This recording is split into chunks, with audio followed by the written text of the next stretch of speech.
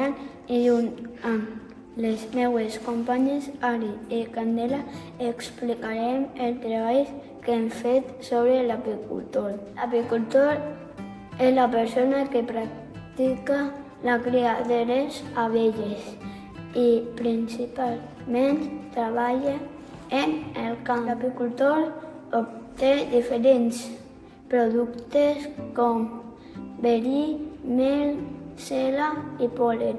Serveixen per a les persones. Per elaborar el nostre treball ens hem ajudat d'internet del diccionari.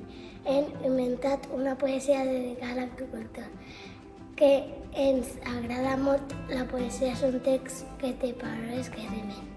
En el nostre treball podem veure la vestimenta que utilitza l'apicultor. Ens crida l'atenció la careta que utilitza perquè no li piquen les abelles.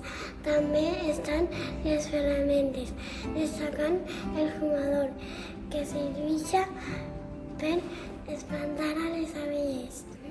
Per últim, hem decorat el labruc amb dibuixos pintats amb molta estima. Esperem que us hagi agradat molt el nostre treball i si t'ha agradat, dona like.